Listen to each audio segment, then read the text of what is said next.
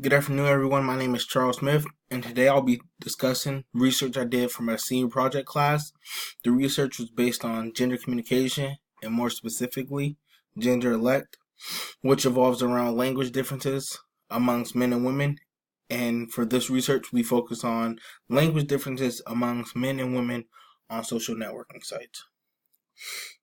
So for this presentation, I'll start off with a brief introduction of my theory and variables, followed by previous research that led me to choose my research question, my sample, then my instrumentation, the analysis, the results to my research question, limitations, future research that we can look forward to, and then my conclusion.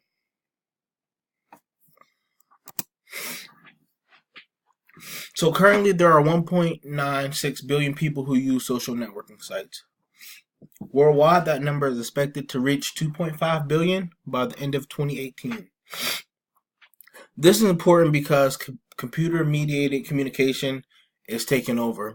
We live in a world where self-presentation and self-disclosure is done across these networking sites, to where people feel more open and more willing to share information, to where these perceptions and presentations are taken from social networking sites to face-to-face communication, and these presentations and personality are sometimes linked. Language is used differently by men and women to create different perceptions. Many words will hold different meanings and values based on your culture, your age, and your gender. So gender elect style is the differences in communication styles between men and women in our culture because of differing roles, expectations, and therefore differing perceptions and language usages. That is a quote from our own Dr. O'Neill and Dr. Earnhardt from the Modern Communicator. Now to focus on another one of the variables, self-presentation is the image falsely or accurately portrayed by users on social networking sites. That's Bynes 2014. False presentation of oneself can be shown through images, videos, and lexical choices. Now that I mentioned lexical choices, which I'll also refer to as language choices or language usage in my research, lexical choices are word choices that vary from men to women or the popularity of a user on social media platforms. This was by Banman, Essentine, and Schnoebelen. And lastly, gender. Gender is classified as an order of two sexes, male or female, and it refers to cultural and social differences. So previous research, it focused on the big five personality traits, which was extroversion, agreeableness, openness, consciousness, and neuroticism. This sample was much larger than mine. The sample was made of 300 participants, which ranged from ages of 18 to 63. And this study was conducted to better understand communication style and motives of people who use Twitter and Facebook. So the results of the study, extroverted individuals seem to use Facebook as a way of staying in the loop, and Twitter used Facebook for openness or to be social. Their research was done using quantitative methods, which was a Likert scale. Now to move on to my research question. So my research questions that I asked were, what language differences are used between men and women to form an identity on social media platforms? And then my second research question asked, are men or women more likely to portray a false self-presentation on social media through language usage? So my sample, the surveys were distributed via email to the communication departments by our department chair.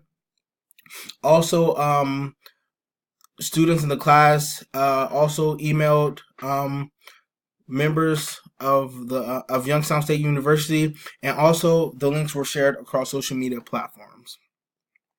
Traditional college students were selected because of their use of social media platforms and also the convenience of for researchers. I know 2 professors gave extra credit for students who completed the surveys, so that was very convenient to get participant numbers. So there was a total of 107 participants that completed the survey. 4 participants were dismissed because of gender. And gender is very important because that's what we're studying. That's one of the variables. So if your gender cannot be identified, then your results could not be recorded and did not contain useful information. And 13 because of age. There was a total of 65 females that results were able to be calculated, and 25 males who results were able to be calculated.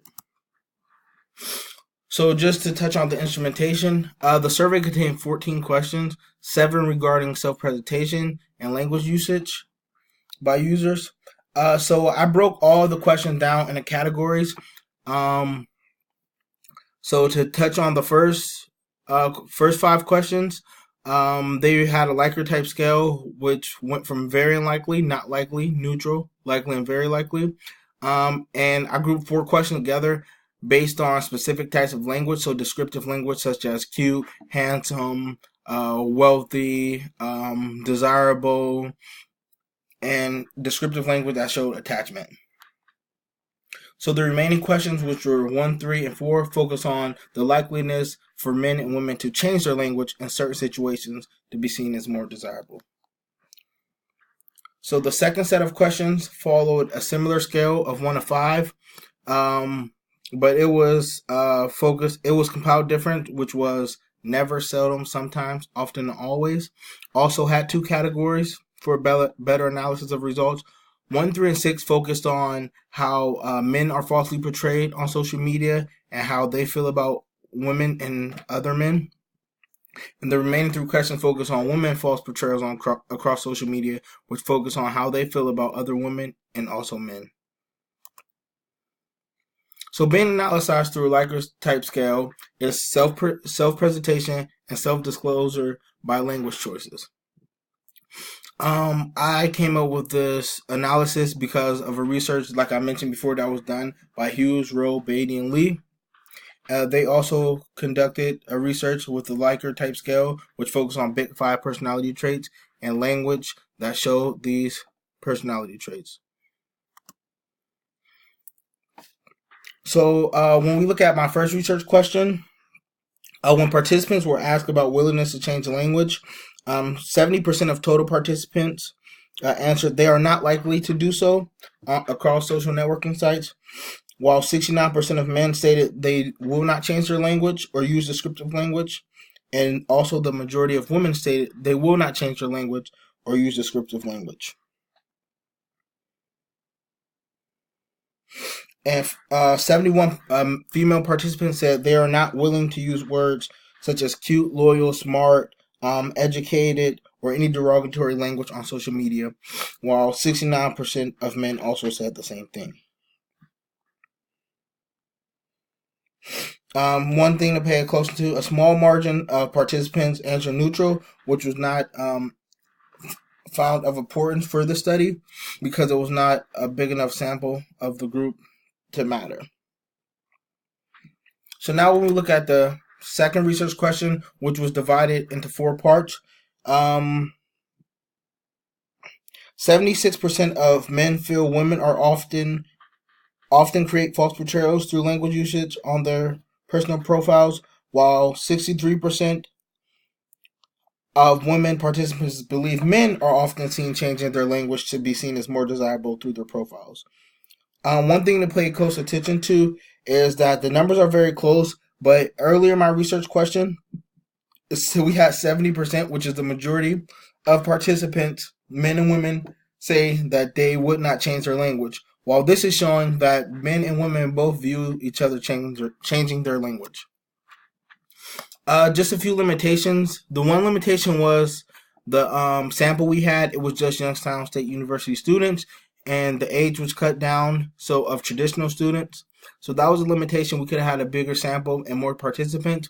Another limitation we had was the study applied to all platforms. If the study just applied to one platform, we could focus on images, different languages, and actually do maybe a content analysis and then ask participants how they feel or what they like. So for future research, we can look at 3 things. First, that platforms right now are mostly image based, and they tell more about desired self presentation, as far as what clothing you use, what angles you use, what are you wearing, what are you posting. And next, binary classes. We only focus on two genders.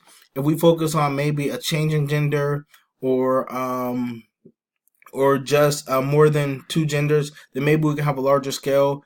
And if a person is transitioning to one class to another, we can make a study of that up too. Next, a focus group to eliminate the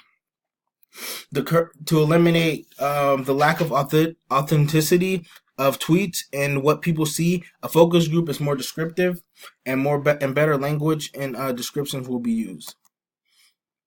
And just my conclusion, a large portion of people use social media, so it is important that we're able to identify the false portrayals. And lastly, men are more likely to change their language to seem successful, and women change their language to seem desirable or attractive. And also, this research is to create awareness of the language used and accurate presentations that align with their self-presentation, all social networking sites, and onto social networking sites, which is very important. And here are a list of my references, which I mentioned throughout my presentation. Thank you for your time.